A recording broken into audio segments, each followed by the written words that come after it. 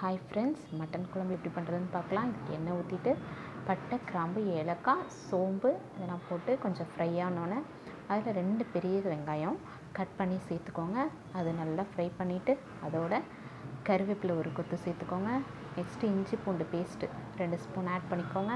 அதையும் நல்லா ஃப்ரை பண்ணிவிட்டு இதுக்கு தக்காளி ஒரு 2 தக்காளி சேர்த்துக்கோங்க. நெக்ஸ்ட்டு உப்பு சேர்த்து நல்லா ஃப்ரை பண்ணிவிட்டு ஒரு உருளைக்கிழங்கு போட்டால் இன்னும் டேஸ்ட்டாக இருக்கும். அது கட் பண்ணி போட்டுக்கோங்க. நெக்ஸ்ட்டு தேவையான அளவு மட்டன் போட்டு நல்லா கிண்டி விடுங்க. நெக்ஸ்ட்டு மிளகாய்த்தூள், மஞ்சள் தூள், மட்டன் மசாலா இதெல்லாம் போட்டு உங்களுக்கு தேவைக்கேற்ப கூடவோ குறைக்கவோ செஞ்சுக்கோங்க. நெக்ஸ்ட்டு நல்லா கிளறி விட்டுட்டு கொஞ்சம் ஒரு மூடி போட்டு நல்லா மூடி வச்சுருங்க. அது கொஞ்சம் நல்லா வேகட்டும். வெந்தது அப்படின்னா அதோட டேஸ்ட்டே நல்லாயிருக்கும். நீங்கள் தண்ணி ஊற்ற தேவையில்லை. நெக்ஸ்ட்டு ஒரு ஜார் எடுத்துக்கோங்க.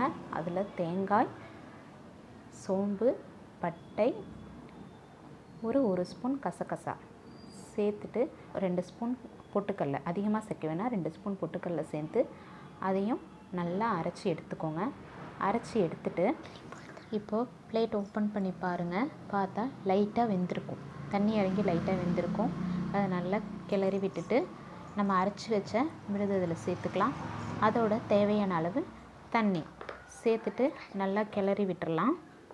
இந்த ஸ்டேஜில் உப்பு காரெல்லாம் செக் பண்ணிக்கோங்க. இந்த மாதிரி உருளைக்கிழங்குலாம் போட்டு ஒரு டைம் ட்ரை பண்ணி பாருங்கள்.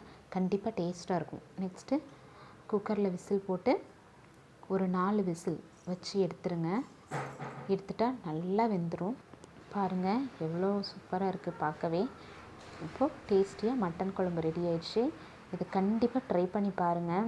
ரொம்ப டேஸ்டியாக இருக்கும். Thank you friends.